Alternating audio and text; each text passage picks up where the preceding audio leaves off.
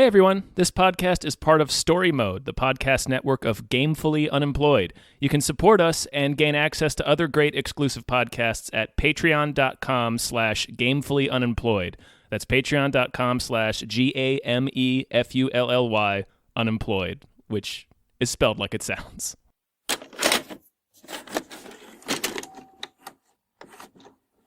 We're on a motorcycle. Yep. Waiting at a stoplight. Yep. Perfect. You're like that guy from Police Academy. Yeah. Steve Guttenberg. Yeah. Yeah. Mm-hmm. Hi, I everybody. get that a lot. Hi, everyone. My name is David Bell. My name is professional Steve Guttenberg impersonator Tom Ryman. And we just watched WandaVision. WandaVision. It's like television. But Wanda, and his name's Vision. Mm-hmm. And her name's Poetry. Wanda. And it's also like we're seeing a world through her perspective that she's altering everything. So Huge. It's like through Wanda's vision. Huge news. Is this really happening? Like days of old, lighting the spark of love that fills me with rays of hope. Am I dead? No. Why would you think that? Because you are. Huge. Okay. Well, all right. Everybody saw this show, right? Yeah. Obviously, spoilers. Yeah, we're going to be talking about the entire series, not just the finale, not just a specific episode. Yeah. All nine episodes. Yep. This is the newest Marvel. Before they go into the Captain Winter Soldier, I believe there's going to be, like, for the rest of the year, a Marvel thing every week. Kind of. We're getting a break. Like, there's going to be a week break in between WandaVision and Falcon and the Winter Soldier. They're doing a making of WandaVision. Yes. So technically, it's a Marvel production every week. More or less. Yeah. Falcon and Winter Soldier, I think, will carry us to maybe May. I think Yeah, May. and then we got, like, Loki. Loki's in July. Black Widow will hit first. Okay. What'd you think about WandaVision? Overall, I enjoyed the show. I mean, I liked it. I liked it overall. It's got problems, every Marvel thing does. It has a lot of the same problems that many Marvel things do. Yeah. Where would you give it, like, all right, let's pretend we do a star rating. 5-star rating, where it's bad, poor, good, or bad, poor, okay, good, excellent. I'd say it was good. Really? Yeah. Okay. I would on that particular scale, I would give it 4 stars. Wow. Mm-hmm. I thought it was 4 good. stars. No, well, yeah. Okay. I'm not trying to shame you. I would give it about 2.5. Mm-hmm. Because it was fine. Yeah. I would say, I know just from talking to you about this beforehand, I enjoyed the sitcom stuff more than you did. I enjoyed the sitcom stuff. I just think that I think this needed to be 8 episodes, instead of 9. Like, that's kind of a minor thing, but, like, I've said this on Hypecast, where it's the first 2 episodes feel redundant. Mm-hmm. They feel like they're stretching, so it's just like, just do one. Do one. And they're also not. I get why you would say that about the first 2 episodes for an additional reason, which is that there's not really enough of a difference between those 2 periods of sitcoms. Yes.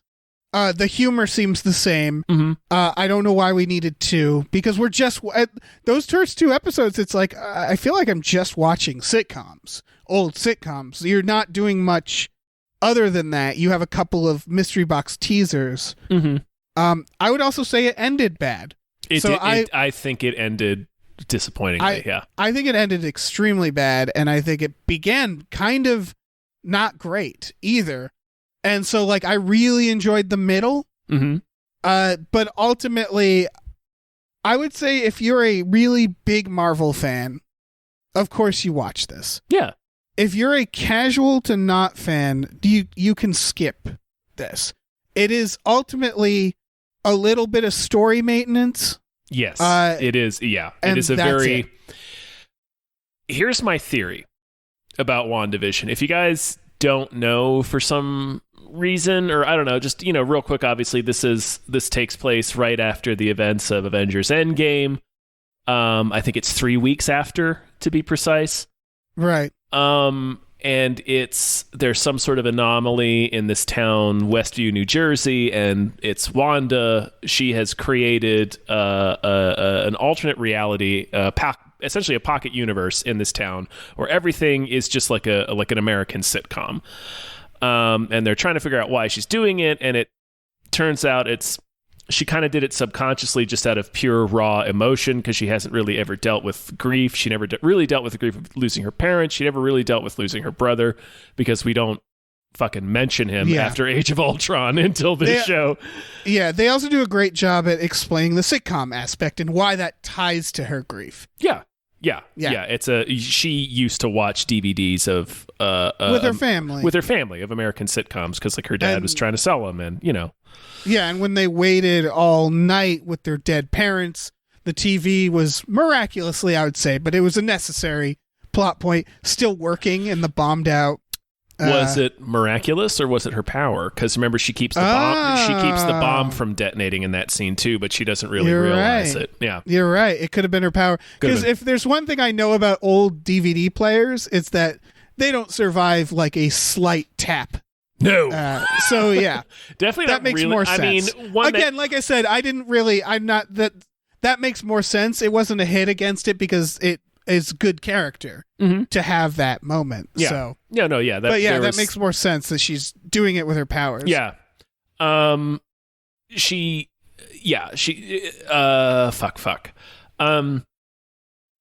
So basically, there's been a witch named Agatha Harkness living in there with her, playing along basically because she recognizes what Wanda is, and that is she's an extremely powerful magic user, foretold of prophecy, and she basically wants to suck off her power. She wants Wanda's power, yeah, and she's trying to. Never really explain how that's. It's just something she does. They show us that she can. Honestly, in the Marvel universe, that's enough for me to just, this is what this person can do. Okay. Like, I would say, this is a world of fucking gods. So it's like, I would say the stuff that did, you're right. It's when she sucks off her power back, Wanda, where I was like, we're gonna talk about that part because it's fucking stupid and doesn't make any sense. Yeah. Also, she knows runes all of a sudden. And she knows. Yeah, we'll get into that because it's like, yeah. Yeah, but yeah, you're right. The witch sucking her off that's fine, what it is. They show us her doing that in a flashback, so we're like, okay, we know she can do this. Yeah. So yeah, she just wants her power. She eventually decides to close the anomaly and let everybody go, even though that means that Vision will be dead once again, and her children, who were never really alive, she just kind of created them for her sitcom, will also be gone. Yeah. But she does it because she realizes she's essentially putting the people of Westview through hell, because she's lightly mind controlling them to play roles in her sitcom universe. I was surprised she didn't ship in a bottle them from the Star Trek episode Ship in a Bottle, where they put Moriarty, who becomes self-aware, into a little cube and lets him live out his life. Like, I thought she was going to at least be like, here's a little corner. Like they own that one property. So it'd be like, I'll just make this one house fucking my little. Well, I guess that's hard. That's hard to do in terms of power. It's hard to do in terms of power, and also,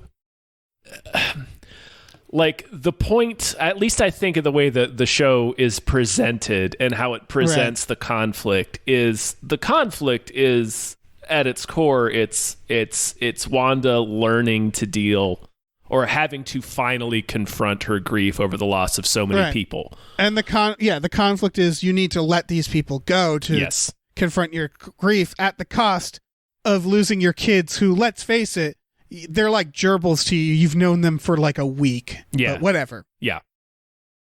But luckily, here's another Vision, so it doesn't matter. Yeah, that's... Oh my God. Okay. Okay. All right, let me start, because we're going to talk way more about the stuff that we had problems with. So I just wanted to real quick say why I enjoyed the show. Yeah, that's a good idea because I have things that I enjoyed too. Yeah. First of all, I like how fucking weird this was. It's a weird idea. We don't normally get that in Marvel stuff. And I have a theory that it's because you mentioned earlier this, basically the ultimate purpose of this, you could boil it down to like 2 or 3 story points that they needed for the MCU. It's story maintenance, like you said. Right. So I think that's why this was allowed to be as weird as it was. I think it's not just that I like how weird it is. I like that it's explained. Like this, for the record, I said the word mystery box. This isn't a mystery box at all. No, it explains everything. And I really appreciate that it didn't just explain everything, but it was extremely weird and explained why everything was happening. And like, I don't know, that was nice. That was satisfying, to have that where it's like, okay, here's everything. Right, and it wasn't mystery box in the sense that it wasn't necessarily withholding information because nobody really understands what's happening. Like Vision doesn't. That's correct. Vision doesn't have any memory before she created him in this world. And it only withholds for those 2 episodes, and then it explains it immediately. Yes, that's true. Yeah, after episode 3, we get all the sword agents who are outside the anomaly. We get Randall Park back as Jimmy Woo. We get Kat Dennings back as Darcy, and and they explain what we saw. They're like, that beekeeper, here's what he was. Yes. Like, and that I have nothing against mystery box when they scratch the itch immediately, where they're like, what is this stuff? Well, here's what it is. There's I don't like it when they have characters withhold information that the characters know. We've talked about this before. And in this case, Wanda doesn't know. No, she doesn't really understand. Like she's doing it more subconsciously than anything else. Right. So the main thing I liked was how weird it was. I really liked all the sitcom stuff because I've watched a lot of sitcoms and I liked watching them hit all of the tropes going through basically each iteration of American sitcoms from the 50s to the aughts, really. They even film it exactly. Yep. Like they would. Yeah, they do. Yeah. Once they get to the Modern Family stuff, like that was what was really cool. Is when it switches to the multicam in Modern Family. Yeah. And the Malcolm in the Middle and one. Malcolm in the Middle was perfect, yeah. It's as terms of directing and writing and all that, it must have been really fun to flex. And also, I'm sure you were going to bring this up, acting. Everybody's the acting killing it. is so good. Specifically, of course, Elizabeth Olsen. Fucking killing it. Because we already knew kind of that Paul Bettany could be funny. Because I think his breakout role is Knight's Tale, and he's comic relief in that movie. So it's like, okay, we know Paul Bettany can be funny. I haven't seen Elizabeth Olsen in much except for Marvel movies and like really serious shit like the Old Boy remake and like Wind River. She's in the Old Boy remake, man. Mm-hmm. Is she the father fucker? You know who she is. You know who she is. Dad fucker? Yeah, I believe so. Okay. It's been a while since I've seen it, so I may be misremembering it. Yeah. But yeah, she fucking kills it. Just not just for the comedy stuff, but in terms of portraying the sitcom mom from each era, like pitch perfectly. It's like 5 different roles. Yep. And then she also has to be herself reacting to the actual reality of things. Yeah. It's really what this, if we hadn't known this already, which I sort of already knew, but like it's her basically telling the world, yeah, I'm a great actress. Mm-hmm. Like give me an era, give me a role. Here, I'll do it. Like it's that. One of my favorite things about her in this show is watching social media gradually realize over the weeks as the show has progressed that she's related to the Olsen twins. Right. Like people are like, wait, does she have sisters? And I'm like, are you fucking kidding? Yeah. It's quite a power change with the Olsen family. Where like, yeah, she was just waiting, getting more powerful. While her sisters were getting all the money. There's, if you've seen it, Dave and listeners, there is an old Mary-Kate and Ashley music video where I think it's called Butt Out, but they are just singing to like 5-year-old Elizabeth about why she can't play with them. Oh, And man. and she's in the video too. And she's like, all right, fuckers. Yeah. I won't play with you then. Go enjoy like whatever your clothing line or whatever. I'm going to go be in movies and TV. Go enjoy owning the building where Heath Ledger died. Right. Anyway. That sure happened. Mm-hmm. Speaking of A Knight's Tale. Speaking of A Knight's Tale. But she's fucking killing it. Catherine Hahn is great. Yeah. I mean, everybody's great. Paul Bettany, obviously, he's great. Everybody's fantastic. Randall Park, he's great. This is a great display of talent all the way through, you know? But I guess going to the negatives. Okay, do you have more? Because that's kind of where my compliments stop. It was fun. It was definitely fun. It was fun. It was nice. I got bored a few episodes, but generally speaking. Oh yeah, I never got bored. Like I said, the first two. The second episode specifically, when I was just like, if I want to watch an old sitcom, I'll just go watch an old sitcom. Like that episode, because it was like, okay, I get it. Like you did it in the first episode. Yeah, I think it got saved by being specifically Bewitched. Like the first episode was more Dick Van Dyke. His very classic sitcom premise of the boss is coming over to dinner. Yeah. And then the second one was more explicitly, this is a spoof of Bewitched. So that's that's why I was like vibing. That's how but otherwise, it does. They're pretty much from the same era. But anyway, what was I say? Oh yeah, it was nice to watch a Marvel thing where I don't know what's going to happen next. Like I don't know what the fuck is going to happen in Doctor Strange 2. I don't know what's going on in The Eternals or like Shang-Chi. Any of the movies they have in this upcoming phase, I have no fucking clue what they're planning. Right. Absolutely. So it was nice to watch something where I didn't know what was going to happen already. Like, and that's... It's not just a symptom of Marvel. I mean, it hurts Marvel specifically for being episodic and serialized, but like it's like a problem with movies in the internet age to be surprised by anything, because we like every single phase of production is like micro reported on and analyzed by fans and stuff. So it's hard to have something come out and not know anything about where it's going. So that was fun. It was fun to be like plugged back into Marvel fans, which there's positives and negatives for every fan base, but like it was nice to be part of a fan base that was just so genuinely excited about something again, if that makes sense. Absolutely. Yeah, that makes sense. And it was a fun show.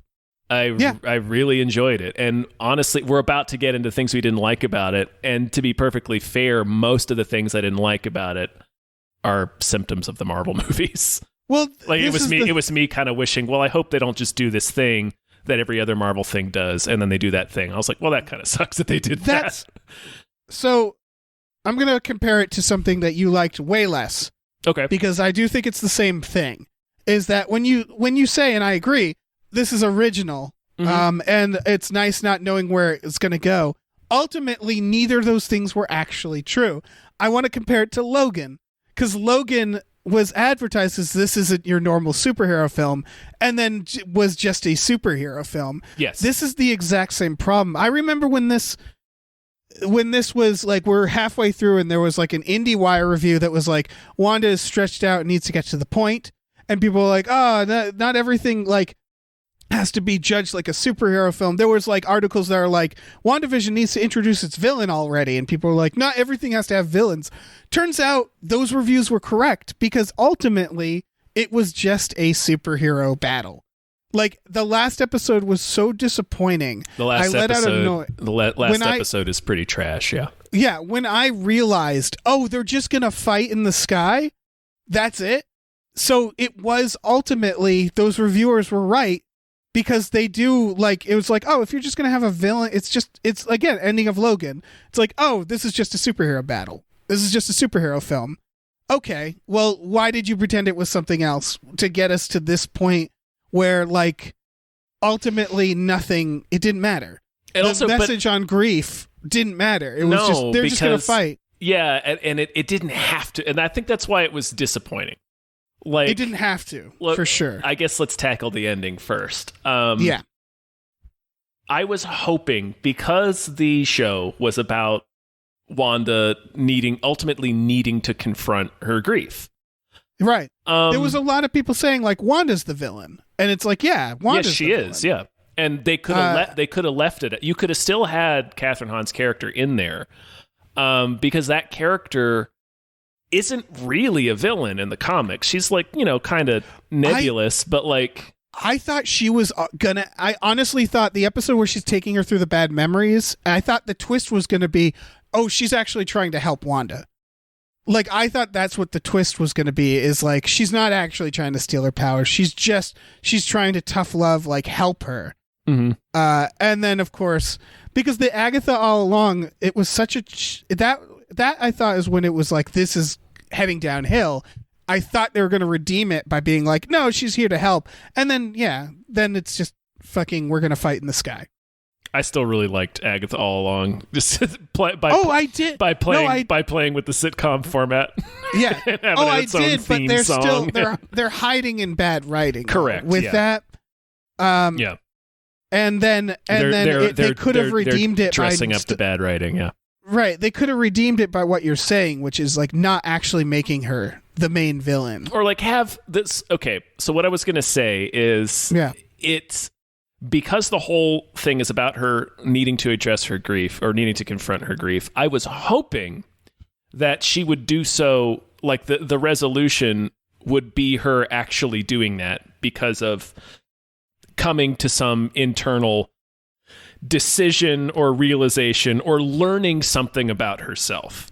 Yeah. And that's ultimately going to be my main complaint with the season, is that Wanda ends the season at the same exact place she began it. You say season. Is there going to be multiple seasons of this? No. Okay. It's a mini series. Yeah, it's a limited series. I think that's important to note because of what you're saying, because if this was season one of many, then it would have ended kind of fine where Wanda is. Well, you can still make that argument because the MCU is serialized, so we know her story is going to continue in other shows, movies, whatever. But what you're getting at is that Wanda doesn't begin or end this series differently. Nope. For Wanda's character, nothing happened. This is a lateral progression for Wanda's character. She learns she's the Scarlet Witch. Yep. And so you have to ask yourself, why? Why make this? Because it ultimately came down to writing maintenance, where they're like that. Remember, we haven't even talked about that character. What's her name? Rambo, who fucking just gets powers, and it feels so thrown in at the last minute, where they're like, she walks through this barrier and it gives her powers, and it's like, really? Because people have been going in and out of that barrier. Like, they do the thing where they're like, you can't go in too many times. They just really hand wave it. They really, yeah. She drives through it one time and she now has vague superpowers. It felt like the producers were like, between this movie and this movie, we need these things to happen. Exactly. And they were like, okay, well, let's put it all in a show. And then because stories need to be about characters, it's the one thing they forget is making a change in the character of Wanda. Mm-hmm. And so it's really in Vision. In anyone. In any character. Monica Rambeau, the daughter of Captain Marvel's friend from the movie, who is now going to be a major character in the MCU. This is where she is introduced. They don't do anything with her.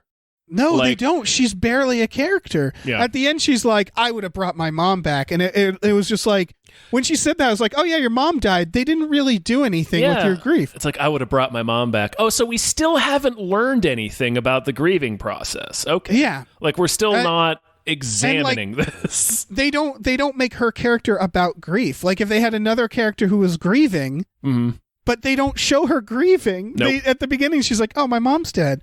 And then at the end, she's like, yeah, I'm sad my mom's dead. Yep, that's it. It's like, right. The rest of the time, she's in competition with the shittiest character of the show, who is the sword director. Yeah. that character needs to just get cut out. He is totally pointless. Yeah. I think for people who like this show, and I don't mean to make people like a show less, but think about what it means to have good characters and how important characters are to a story, and go back and look at WandaVision and realize that there's nothing. It's the characters, the core of story is garbage in this series. And that's really a big problem. Yeah. Okay. I'm still trying to get through my initial point. Yeah. Okay. She decides to release the town because she realizes she's torturing the citizens. Yes. So she lets them go, which means that she's going to have to let Vision and the kids go too. And then she has like a touching scene where she says goodbye to the kids and says goodbye to Vision, but it's like she hasn't gained any. She's gained no new understanding of herself. She's gained no new understanding of her grief. She didn't decide to do it because she realized she needed to let them go. She probably would have stayed there forever if she didn't. If it wasn't hurting anybody. Exactly. But she realized she's hurting other people. So she's like, well, I have to cancel this magic. And it's like, okay, well, you made this entire series about this, and you avoid having her address it at the end in a very conspicuous way. And in fact, you bring back Vision. And you bring back Vision, yeah. You have them throw an evil Vision. All right, we're pin that. Okay. Give me 2 more minutes. Okay. Pin that. So yeah, it's to have the ultimate resolution be her deciding to literally let go of Vision and her kids because it's costing other people pain in their lives, rather than choosing to let them go internally, not like literally let them go, but like letting Vision and her parents and her brother be dead and be at peace, and addressing that. She doesn't come to any internal understanding of herself, of what she's feeling, of what those relationships were. She doesn't decide to let them go from a place of peace, is what I'm saying, I guess. Exactly. She does it because outside forces are like, you're hurting these people. She's like, okay, fine, I let them go. She's still bleeding. You know what I mean? Yeah. Yeah. No, going back to the people on the internet who got really mad when reviews were treating this like a superhero film. It is a superhero film, yeah. Exactly. Because people were saying all sorts of stuff of like, it's talking about grief. It's about grief. And it's like, but it isn't, because it didn't actually address grief at all. And in fact, does the Marvel thing where at the last minute, it's like, that character that died? Nah, they're not dead. You're not dead. And it's like, so what was the point? Because not only, like you said, she doesn't confront her grief not because of an internal struggle, but because she's just hurting people. Then they, at the last fucking minute, and again, going back to the reviews that said, like, they need to introduce their villains soon because they can't do it at the last minute. That's what they do. That's what they do. I paused the episode and, like, went back and made sure I hadn't missed anything. Because in this episode, suddenly an all-white Vision just shows up. And it was like, wait, you didn't set this up at all. No, they did. We know that they're working on a Vision, right? Or they're reassembling, or they're doing something with his body. Let me stop you right there. You might have missed. There were 2 post-credit sequences in the previous episode. Oh, I missed those. Yeah, one of them. The second one was the evil Shield director or Sword director bringing White Vision online. Okay, that's still not good enough. It's still not good enough because he says, like, what he says is, okay, we're starting to talk about shitty White Vision and how much this sucks. Honky Vision. Let's call him Honky Vision. Cracker Vision. Vision. So, like, he says something about how, like, we've been trying to bring in this scene that you missed. And I might be misquoting it, so let me have it if I am, listeners. Sure. But in this scene, he says something like, we've been trying to bring him back online for weeks and nothing's worked, or maybe even years at this point, because Vision himself has been dead for 5 years after Endgame. Yeah. We've been trying to bring him back online. Nothing's worked. It turns out all we needed was a little bit of juice from that Mind Stone magic, or whatever stone it was, the yellow stone. which I think is Soul Stone. I think it's mine. Soul Stone. I thought it was Soul Stone. No, the Soul Stone is the one that they had to get. Oh, that's the murder soul for soul. Yeah. Mind Stone, it's got to be that. It was whatever the one that was inside the Tesseract. Yeah. Anyway, not important. So wait, okay, so that makes a little more sense because what my thought was first, like, wasn't Vision created by two amazing geniuses and magic? Like, how did they get him back? So they got juice from the Mind Stone from Wanda, I assume? Apparently, because they're like the premise is she stole Vision's body, right? No, but she didn't. In the flashback, they show that she doesn't. Yeah. That's a reveal that they don't like talk about because he says in the first episode she stole his body. So did they just then they show that she absolutely didn't. She left and goes to the plot and then goes, Rah! Yeah. So they still have his body. That white Vision, honky Vision, that's what makes it even more fucking offensive to me is Vision. That's the body. And then what happens, he's evil until imaginary Vision. I don't know how magic, because now we've learned that the Vision that we've been seeing he's a complete construct of her magic. He's a complete construct. So his memories it's just Wanda's memories. There's no way the Vision that she created exists actually as Vision. It is a fake. It's like a holodeck character, of a memory. So then it's even more fucking dumb when he confronts Honky Vision. They talk it out, and he says, "Here, let me give you like all of Vision's memories." I think he's like hacking him or something. Yeah, he uses some of that that chaos magic plus like the Infinity Stone magic to like unlock the memories that are actually they're inside Vision's android body. Yeah, and he's basically telling them like they're preventing you from accessing your memories, so you don't remember who you are. Yeah. So let me turn those things back on for you. And so nothing's different. Vision's just back. That's just Vision. That's the body of Vision. That's the Vision. brain of Vision. It's all of his memories too. Wanda didn't have to. She didn't have to grieve anything. She didn't have to get over anything. Vision's just back. Like if they had done like, oh, it's Vision, but his memory's wiped. Like they did like Gamora. Because I always thought the way they did Gamora was actually amazingly avoiding the cheapness of bringing someone back where they were like, it's not the same person.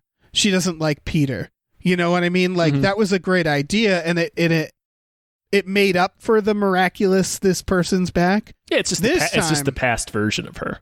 Yeah, and which was because it's again, Marvel is like known for just very cheaply taking back anything that seems permanent. That's been my problem with Marvel for so long is there's no stakes. Except for fucking Pietro. He is dead as shit and no one cares. That motherfucker is dead. What a fucking deviation, by the way, with getting the X-Men actor. But it was fun.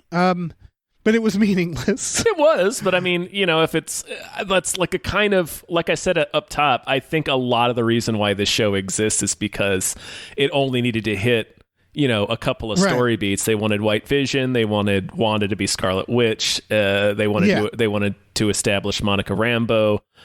And probably some, I guess Catherine Hahn's character. She's also in the mix now. It's all external. Right. So it's like all external changes. It's Nothing all external about the character. Exactly. It's all external changes. It's all additions to the overall tapestry of the MCU. So it's basically, this got to be kind of whatever it wanted to be. Like, it's like, this person who is pretending to be her brother, it's like, well, is this going to turn anything? No, it doesn't really matter. It's just like somebody pretending to be her brother. Oh, okay. Well, can it be Evan Peters? Sure. Yeah, fine. Fuck it.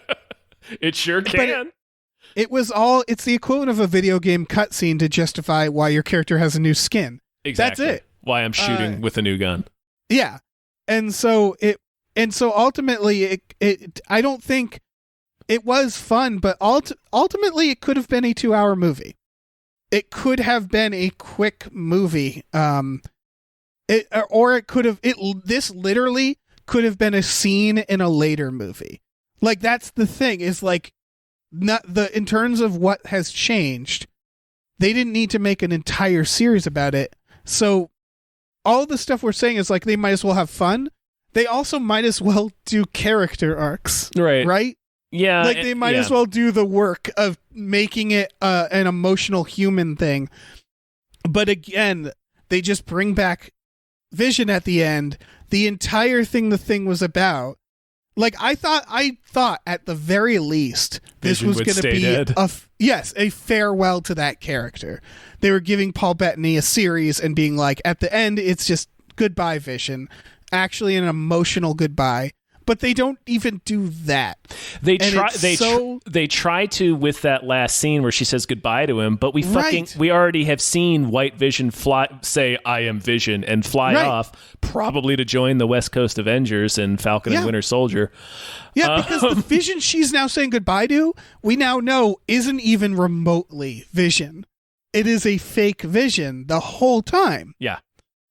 So it's I guess if she didn't steal Vision's body, I guess the little bit of chaos magic came from when she throws a tantrum at Sword Headquarters and tries to read his mind, and she's like, I can't feel you. Maybe that's where they got the magic from. Maybe. But it would be she can't feel him. It would be nice if that didn't happen in a post-credit stinger. Yeah, that's the thing is I don't feel bad for missing a post-credit because like it's a meme. Like the credits for WandaVision is like 10 fucking minutes. So, like, for the first few episodes, I would fast forward through and then be like, there's nothing here. Mm-hmm. So I stopped expecting that. And I saw the post-credits for this one, which we'll get to for the last episode. But, yeah, it's a real fucking... It means everything was for nothing. The whole series. It's ultimately another Age of Ultron. It's basically... It's all of these characters running in place because they don't get anywhere. Yeah. Like it doesn't advance any of the characters at all. It just adds a couple of new things to the MCU overall. It's exactly Age of Ultron because it's a placeholder. It's we need to wait a moment before we can have the more plot happen.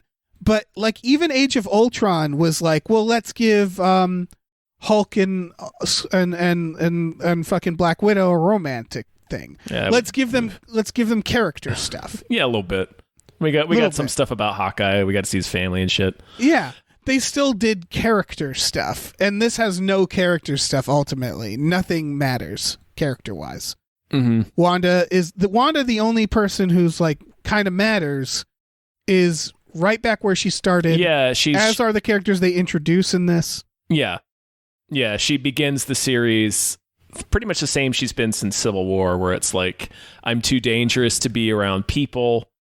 And so what the series could have been is, she addresses the grief and then also she learns from Catherine Hahn's character, no, you're a witch, you're tapping into chaos magic. Here's how you're going to learn how to control this power. And she gets that first thing. In a post-credit scene from a book that Catherine Hahn produces out of thin air. Yep, and just here's all the information. Produces out of thin air 8 minutes before the end of the entire series. Yep. And says, this is the Darkhold. It tells you everything you need to know about chaos magic here. Yeah. And then we see Wanda reading it in the post-credit scene. It's like, fuck you. Yeah. Like, all right, it's... I don't know. Didn't one of the creators or something say, like, publicly, fans, oh, you guys aren't going to really like the last episode? Like, there was something about how fans are going to be disappointed, according to some article. Well, fans, are always disappointed. But they're I'm always wondering, disappointed, and I'm wondering if they said that because they're like, because we had to redo it at the last minute. Like, the last episode felt like they came to Marvel with like a really good ending on grief and like all this stuff, and Marvel was like, no, don't do any of that. You got to do this, this, and this. And they're like, well, we didn't set any of that up. We didn't set too bad any of this up. Because that's what's so. It was jaw dropping because it was like they introduced so many elements that they didn't set up. Yep. At the last fucking minute. Quite literally the last. It's the last sequence of the entire series. And they fucking just have a superhero battle. They pair off. Vision gets his, she gets hers, and they battle in the sky in this big like bland CGI fight. Yeah. That's just like, come the fuck on. Mm-hmm. Why couldn't have you had made this an internal struggle? Like if you that's what the topic is. Like grief is internal specifically. And if it's so fucking supposed to be so fucking different, why does it feel so much like the same thing? Exactly. Yeah, I was disappointed that it ended in a superhero fight. I was disappointed that the resolution was completely external. There was nothing when the theme of the show itself is an extremely internal process, and there's none of that for any of the characters. Yeah. At one point, I seriously was hoping like they were going to reveal that this is just another TV show, like where they're like, "See, we're doing like the corny TV." Like I at one point was trying to like justify it that way of like, oh, maybe this is all still in her mind. Like especially when she like produces the runes and she's like, "See, didn't you hear? Like runes take away a witch's power," and it was like, where did you learn those runes, Wanda? What is happening? Let's talk about those runes. So what the fuck was happening? So the runes are introduced in a couple episodes before. Agatha uses them on Wanda. Basically, she has her runes set up in her cellar, so Wanda can't cast any magic while she's in these boundaries of runes. And like sure, yeah, that's not what I'm talking about. We're getting into a movie not following the rules that it establishes for itself, which is one of my biggest pet peeves. Absolutely. Because it's the kind of thing that tends to get excused because it's like, well, it's a superhero movie. I'm like, sure, but it has to follow its own rules at the very least. Like if it doesn't exist within the defined rules of actual reality, that's fine. That's movies. That's fantasy. But you gotta tell me how your world works at least. And if you tell me that it works one way and then do the opposite and don't explain why, you've written something bad. Right. So what happens is, Wanda's like a trap of these runes. That's fine. But it's clear she doesn't know what the runes are. And indeed, a big part of the plot of this show is she doesn't think she's casting magic. She just thinks she's using whatever power that Hydra gave her from the Infinity Stone. And like she's like because she keeps saying, "I'm not a witch. I'm not using magic. This is right. So it's clear she doesn't know. And then another big point is she doesn't really understand how she's casting this WandaVision spell. She doesn't really know how she's made this pocket universe. She doesn't really know how she's controlling everybody's minds. In the fight where she's in the sky fighting with Agatha, we see a couple of her stray bolts hit like the walls of her town that she's created. I assume that's her casting the hex. I mean, not the hexes. I assume that's her casting the runes, which fine. Sure. Whatever. Fine. Where did she learn how to do that? I don't know. But that's in a few episodes she apparently learned how to do that in a couple of minutes. Like it's like 2 episodes, but like the amount of time that has passed is like 25 minutes. An hour after learning of the existence of runes, she's able to cast a bunch to defeat Catherine Hahn. But that's not even my biggest gripe. My biggest gripe is that we see her throwing magic bolts, and Catherine Hahn keeps absorbing them with her power. We can see her power clearly defined because it's purple magic stuff, and she's throwing blasts back at Wanda. But mainly she just keeps absorbing her blasts. Right, and the implication Wanda is like, take it all, which also felt weird, but if it was a trap, I guess that makes sense. Right, and we see that she's starting to become like zombified and desiccated, which is what happens to people when Agatha takes their powers. We've seen in a flashback. But then when Agatha's like, yes, I've got all your power now, and she tries to cast the power back, it goes like, Ping! And then Wanda does the dramatic reveal of all the runes and takes all her power back from Agatha. Here's why that's stupid, Dave. Yeah. One, if she's trapped within the power of the runes, how the fuck is she flying? That is a good question. She should fall out of the fucking sky because unless she's got a jetpack or a couple of fans under that cloak, she's using magic to fly. Right. 2, she is actively absorbing Wanda's power. That's fucking magic. and Right. she's still doing it. Well, the runes are cast. And then Wanda has to suck back the power. Wanda has to take it back. Yes. So it's like, here's what makes it even worse is how close this is to being competent. If Yes. the reveal was that she's not flying, they're still on the ground, this whole thing was a fantasy, like what the series has been about. Mhm. Or that Wanda, or at the If very Wanda least, used her fantasy powers to make her think that she was winning in that scene. But that's not what's going on. They are, in fact, in the air. She did, in fact, take the powers from Wanda. So it's nonsense. It's just bad. The runes It's just bad writing. It's bad writing. Bad writing. And so I guess I want to. You could have done like the smallest thing. You could have even had like just a quick shot of like Catherine Hahn looking down and realizing that she's being held, and she's actually being held in the air by Wanda's magic, or something like that. Like even something as basic as that, Although your idea is better and is right there because of the premise of the whole series. Yeah, exactly. I think what it comes down to, and again, I don't want to be hard on the fans, but it's again, I feel like it's a Logan effect where people are like, Logan's so fucking, I've never seen anything like this, and it's like you kind of have.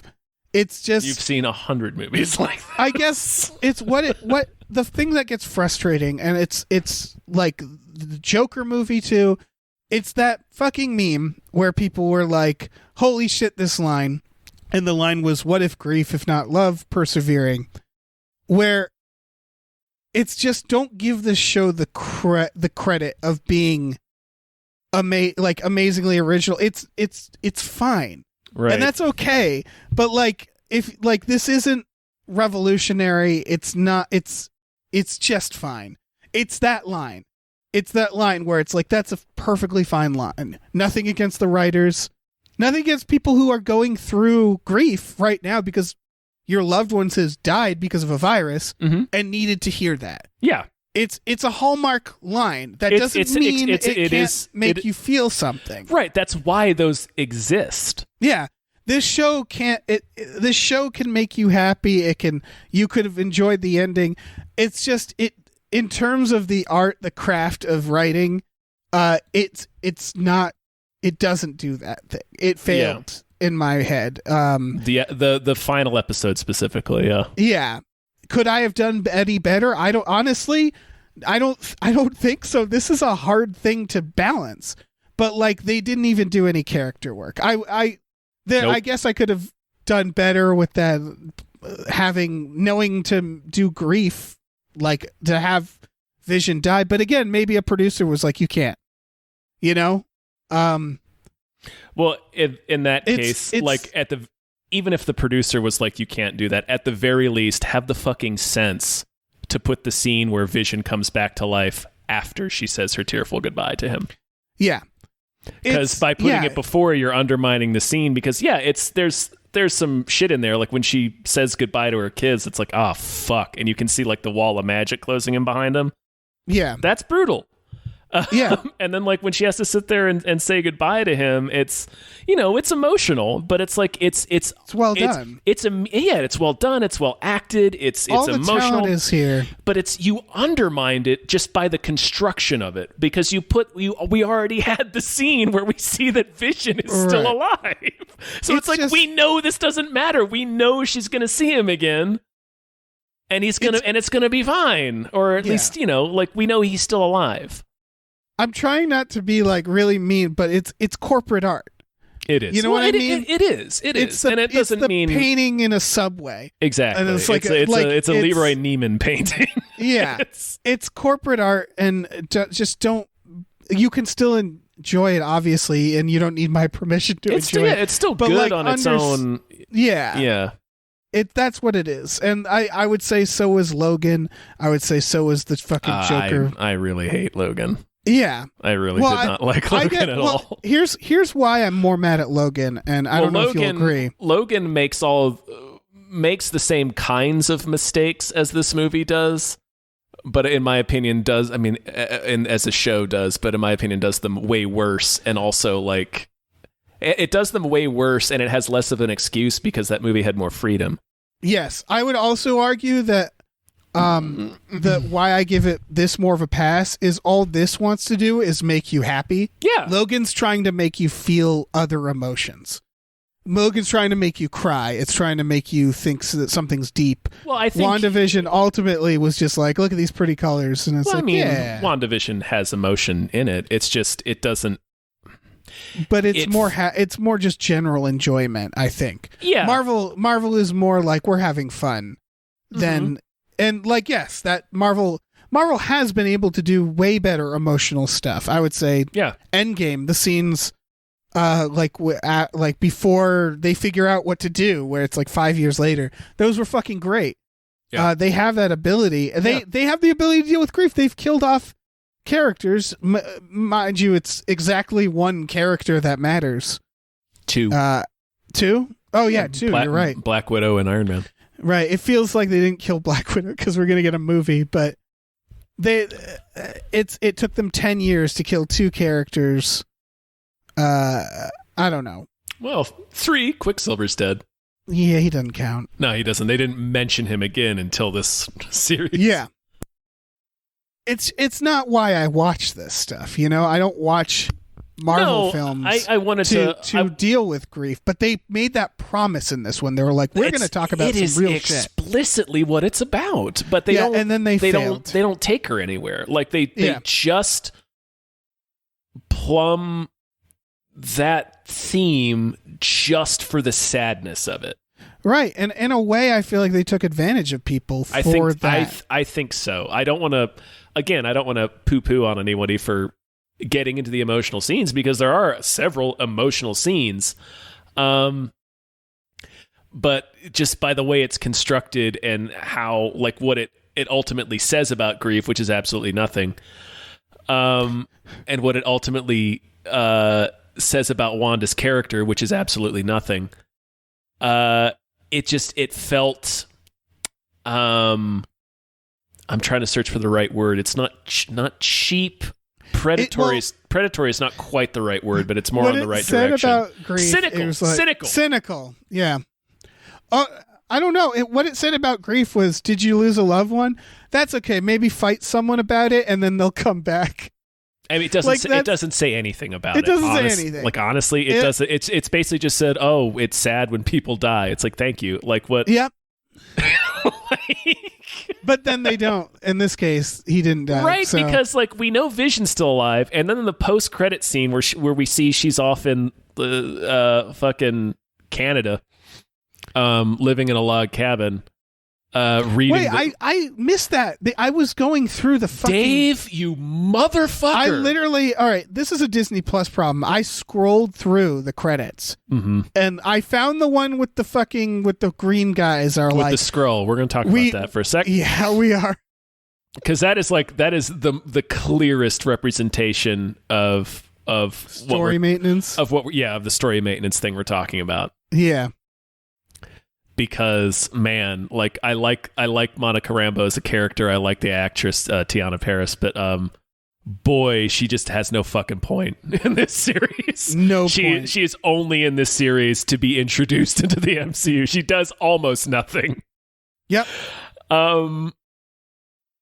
There's a scene after that, towards the very end of the credits. It's like 2 minutes before. She's in a cabin. She's in a cabin. It zooms in. She's in a cabin in the snowy mountains. It's very It's very isolated. Yeah. We see her like sitting out front, but then it like zooms into the back of the cabin, and we see that she's also in there. She's in there in her Scarlet Witch uniform, which is dope. I will say that her Scarlet Witch costume fucking rocks. Yeah. She's reading the Darkhold. Learning more about chaos magic, and then as she's reading the book, we hear faintly her kids calling out to her, and she hears it too, and she looks off screen, and then it ends. So it's like, okay, so even the kids, even her kids are dead. Like, we know she's going to go to another universe or something to get them. Well, this is the thing: is what they're setting up, I assume, is that she's the villain in Multiverse of Madness, or. Because they do mention, like, Catherine Hahn has a throwaway line where she's like, "You're even stronger than the Sorcerer Supreme." So yeah, I think she at the very least will be a major catalyst in Multiverse of Madness. And so what could have happened is in Multiverse, someone could have mentioned her and they'd be like, Wanda, oh yeah, she went mad after Vision, did this, this, and this. They don't even have to say she took a town hostage. That's it. That's all they had to actually do to set her up. Mm-hmm. Because like we said, she isn't any different. So, no, she's the only thing that's different about her. I think that's the thing is they were like, we still need her to be dealing with this shit for Multiverse. Then don't make a show about her dealing with it. Then don't make a show. Exactly. It's all maintenance. They were like, we just needed to add these cosmetic changes. Right. All they needed for Wanda was she needs to be Scarlet Witch at the end of it. Yep. And she needs to have the Darkhold. Yep. You could have done it in a few sentences in the next movie. Sure. That's what makes it even weirder to me, because it's just like, not only was this maintenance, but it was maintenance they really honestly could have done in other things. Yeah, and I'll say real quick, in general, I prefer for things to exist than not to exist. Yeah. I'm always, not always, but like 99% of the time, I'm gonna be for just make the thing. I don't know. It may be bad, but I would rather it exist than not. It's the problem I have when a wheel spinning thing like this comes out is, like I said earlier, I used the word cynical. It's just so cynical. Well, because you're right. You're right. Just make the thing. But when you're a giant corporation. Exactly. When you're fucking Disney. Yeah. Then it's throwing like, us throwing us table scraps that are fun. They're delicious table scraps, right. But it's like this really is it's pretty cynical. It's corporate art about something very serious that a lot of people are going through through now. Exactly. Which is why ultimately I just have to come down hard on this and say, like, no, like this wasn't good. You did a bad job. Yeah. I have to say people don't watch it. It doesn't help. No. Oh no. Yeah. Well, I mean, yeah. You can, I would not. I wouldn't necessarily recommend this show if you're going through shit. Oh yeah, if you're going through shit, definitely don't. That's kind of what I'm thinking of. Is like the people that are going through this. It's just like this is kind of an upsetting. Yeah, thing. it is weird. I hadn't considered that until we started recording. But yeah. In any other circumstance, this is harmless. It's MCU. It's Marvel shit. It's popcorn fun. Yeah. The fact that it purports to be about grief, but really only exploits grief. Yeah. That's a little. Yeah. Okay. That's a little irresponsible. Yeah, and it's being watched by children. By so many people, not just by children, by everyone. Oh, by everyone, but it's aimed at, it's a... Well, it's not aimed at kids. It's not aimed at kids. It's just, it welcomes them. It's family. It's a family thing. Yeah, sure. Yeah. And so it's just, I don't know. Honestly, if you're going through grief and this helped you, then good. If I'm wrong, it just from a perspective of looking at this just as a piece of work, as art, as a story, it just... I have to say it was bad. Yeah, and it was inappropriate for right now. Yeah. Looking at the greater context of COVID and what's going on, then I'm like, yeah, I really think this is a bad fucking move. Mm-hmm. It needs to be about something. Well, if it's going to purport to be about something, it should be about that thing. Like that's looking at like Thor Ragnarok. Like where they're just like, hey guys, we're about to have a lot of fun. Yep. And that has emotional sequences and deals with stuff like death. It does. Yeah. Ragnarok is another movie that, like this, I think was given license just because it only had to do a couple of beats of story maintenance. Exactly. So if they let him go buck wild with it.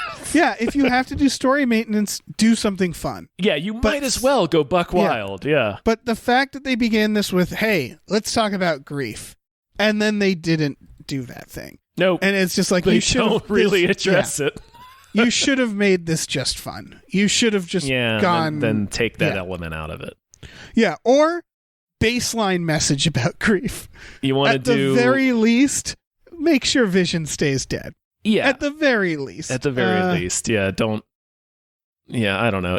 I'll say. I don't know. You always feel like a bit of a Grinch when you're criticizing these movies and shows for doing the thing that Marvel always does. Right. And sure, yeah, I accept that. I am aware of that as I make these arguments. Yeah. But I'll also say that the show comes out and tells us several times that it's going to be about this thing, and then it just isn't. Right. Going back to that stupid what is grief if not love, persevering, and the meme that like making fun of people. I think that comes from, what the frustration comes from, and I don't think this is true. I'm gonna say this saying I don't think this is true. But it's like film nerd bitterness, which is the feeling that the bar has been lowered of what counts as good art. That's the feeling, is that Marvel, I think, and it's the Game of Thrones, this shot should be taught in film school. It's the I do agree with that. Yeah. Because Game of Thrones got real fucking stupid and badly made. It's the fear that Marvel is somehow dumbing down the world as to what quality art is. Like when you look at the blockbusters of, like I said, I began this by saying I don't agree with this. Yeah, But I think there's like a snap emotional thing that happens from people like me because of that fear. Because you look at old blockbusters versus new blockbusters, but then I go and I watch the two Infinity War and Endgame, and I'm like, no, this is worthy of people complimenting it. Yeah, no, most Marvel is very good. Yeah, and like it might be a derivative, but so was Indiana Jones. Yeah, a lot of things are to a degree, and if you come out, and Marvel has made it. Marvel came out pretty clear with what it is. So yeah, it's doing that thing that it said it was going to do extremely well. Yeah, but I think there's a surrounding frustration. Yeah, no, I get that. I get that totally. Yeah, like I said, even as I'm nitpicking it, I still stand by giving this show 4 stars out of 5. The other reason I think that's not true is because I think there's always been cynical, shitty art. Yeah. Like it hasn't gotten worse or any better. No, literally it just since is what it is. Yeah, the beginning of artistic expression and patronage, there's always been bullshit you make just because it's profitable. Yeah, exactly. And like so it hasn't changed. Right, like even, I mean, I don't know if this is literally true, but like even no, it is literally true. That's the plot of The Agony of the Ecstasy. Even like Michelangelo has to paint some shit that he doesn't give a fuck about just because you're paying him a lot of money. He's like, you want me to do what now? Paint a bunch of angels? Okay. Yeah, sure, man. Whatever. You're paying me how much? Yep. No, you're going to get some angels. Here is what has changed, is that never before has movies been more gigantic corporate as this. You know what I mean? It's such the media conglomerates are really out of control right now. Marvel is the Walmart of movies. You know, it's whereas you look back at old blockbusters and like Jurassic Park or Indiana Jones, those are like, I don't know, the like Woolworths. Not Woolworths. It's like the Sears of movies. Does that make sense? Where it's like, yeah, those were big, but they weren't world dominating big. They weren't crushing out competition big. They weren't giant made in a boardroom big. You know, there was still like an element to them where they were just made by people making creative decisions. And now it just feels so overbearingly corporate. And it's there's barely any studios now. There's barely any competition out there. And then people are sitting there rooting for the big corporations on Twitter, and like there is something wrong right now, but it's more to do with capitalism than I think art. It is 100% to do with capitalism. Anyway, because I do think when they're sitting down and they're making these movies, the people making them do want to make art. Nobody They want to tell a good story. Nobody wants to make something bad. No,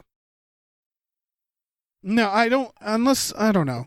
I mean, do you think like M. Night Shyamalan's like I'm gonna hurt them again with old? Like I feel like M. Night Shyamalan might be cackling in his castle. M. Night Shyamalan might be a true supervillain. I don't know. Yeah. Yeah.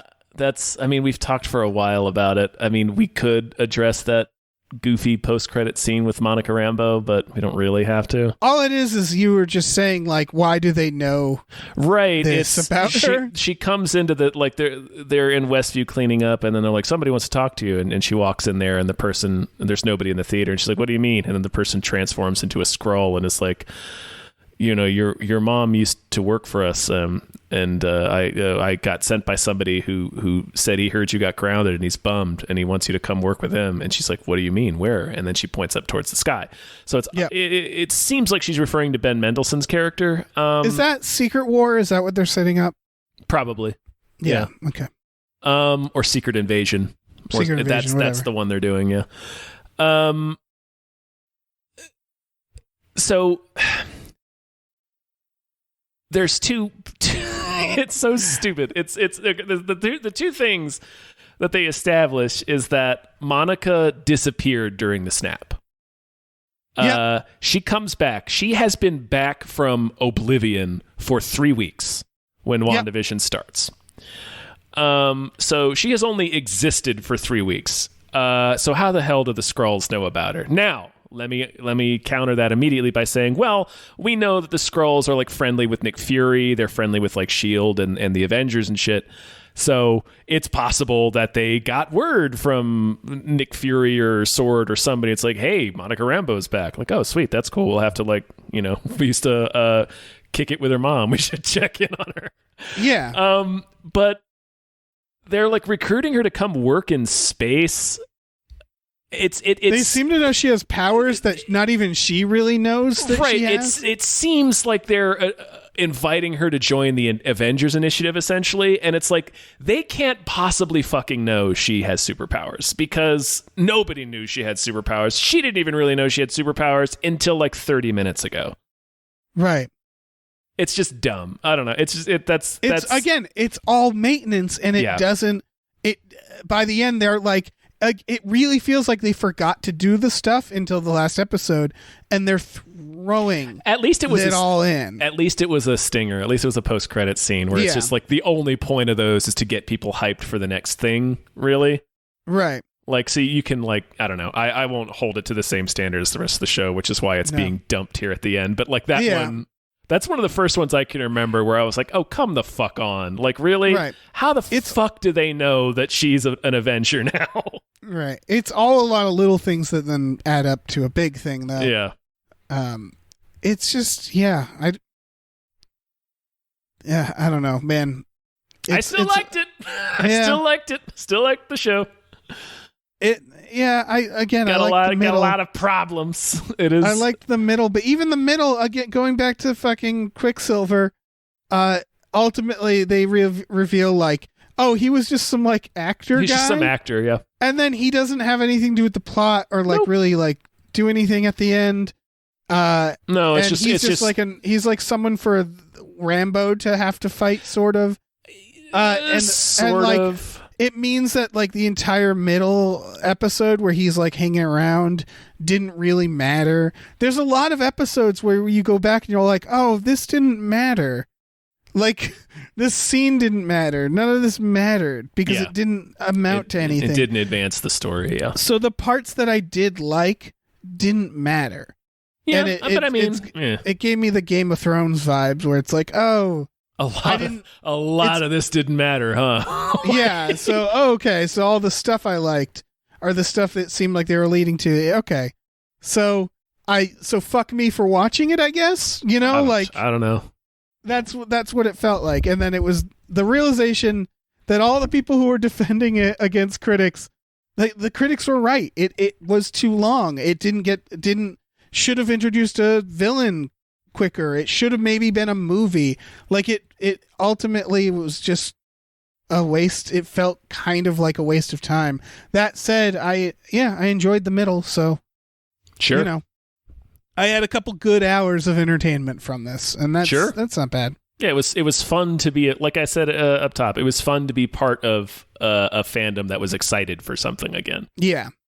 So yeah, I'll be watching Falcon and Winter Soldier, which I am anticipating to be another Marvel thing. Yeah, this is the corporate thing that's the worst part. Same here. Like, that's the problem, but it's also whatever. Well, I mean, see, the issues I had with WandaVision were kind of related to the show misrepresenting itself for a while. Yeah. At least Falcon Winter Soldier is coming straight out like, this is more fucking Avengers. And I'm like, yes, Right. it is. But you know that feeling like... Show me fucking Bucky punching people and Falcon zooming through the air. Right. You know that feeling where, like... I'm trying to, like... Where, like, if you... All right. This isn't personal because I had a great time at the DMV. Well, talking to the DMV. But say you call the DMV and you have a really bad time. And in the end, you're like, I want to boycott. And then you realize there's nothing you can do. There's just nothing you can do. The machine is going to roll over you and keep going. I have that feeling a lot with big movie franchises doing a bad job, where it's like somebody should do. Okay, I guess we're just continuing on. You know, like the Jurassic Worlds, where it's like that was bad and they shouldn't make more. Oh, we're gonna make more. All right, I guess there's nothing we can do. Like, that's that helpless, weird feeling where it's like this big monster that is Disney can make something like this, and we're all just gonna, like, a lot of people are gonna be like, that wasn't good, and then we just move on. I don't know. I mean, what you can do, someone Dave, needs to go to jail, Tom. I know, somebody needs to go to prison. No, what we can do is we can keep making podcasts like this, so we explain why it's bad. Yeah, that's true. we explain why the things don't work, and then hopefully over time, more people will recognize those things, right, and the big corporate machine will be forced to adjust. Sure, the person I'm mad at too is me, because, like I said, I'm going to continue to watch this. Well, I mean, apparently it wasn't that bad. If I'm going to watch Falcon and Winter Soldier. Let me throw one more thing at you, and then we should probably wrap up because this episode's already running long. You mentioned earlier that it's like Marvel's like the Walmart of entertainment, right? Yeah, you keep going back to Walmart. A lot of people.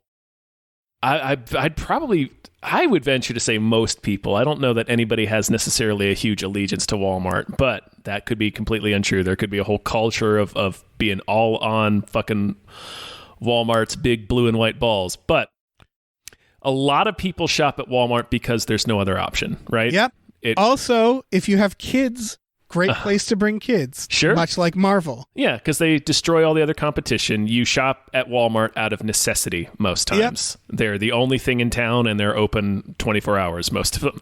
Right. Marvel is, you kind of gotta watch it if you want to participate in any kind of discussion with people about pop culture, because it dominates pop culture. And also, absolutely, if you want to see like a big popcorn thing, it's one of like 3 games in town. So you kind of gotta watch it. Which again is the problem, but it's the problem, but it's like, you know, what do you do? It's the problem with capitalism, baby. Yeah, it's the question. It is. It's the problem with capitalism, because it's the same thing of like climate change, where it's like, well, we can recycle, that's fine, but like ultimately somebody has to do something.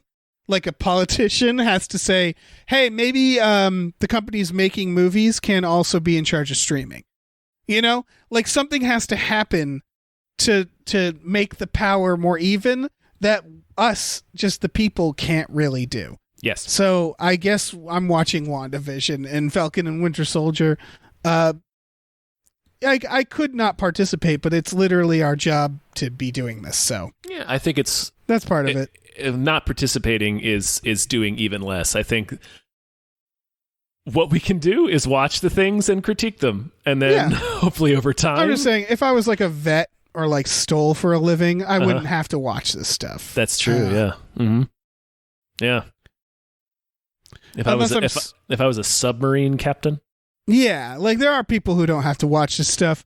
Who don't? My parents. My mom was like, I watched 15 minutes and didn't look like it was for me. and she moved on with her life. That's fine. That's fair. Yeah, exactly.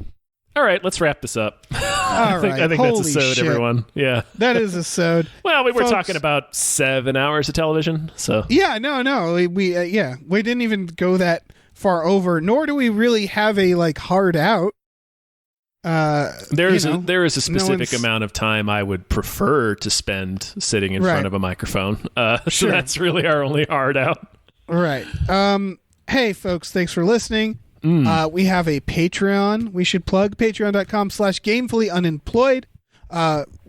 We have for $5 a month 2 exclusive podcasts a week. Those are Tom and Jeff Watch Batman and Fox Mulder is a Maniac. We have tiers where you watch movies with us every Friday night. For example, we watched both Terminator and Terminator 2 and then Airborne on Friday, this last Friday. Oh, we sure did. Yeah, you can do custom episodes that we just watched. There's a bunch of tiers there. The point is, go check it out. Yes. We also have a store, tvlog.com/stores/gamefullyunemployed. You can get t-shirts, masks, mugs, stickers, posters, all kinds of things. So check that out. Check it out. Check it out. Yeah. We don't I don't think we say much about grief. Nope. And no. We're not We avoid actual human emotion at all costs. Con, though, we have no Elizabeth Olsen. It's true. Not yet. It's true. We can't afford her. No Elizabeth Olsen. Yeah, she's really out of our price range. If I'm being perfectly frank and candid with you all. Yeah. We'll get there. And that is the only reason. Yeah, she'd get her own podcast. Yeah. Elizabeth Olsen, you listening? We'll talk about anything, literally anything. We'll pay you $50 a month. Mm-hmm. For I don't know how many, 5 standard internet wages. We'll give you 1 penny for every minute of content you produce. Yeah. Capitalism's terrible. Yeah, it's a real piece of shit.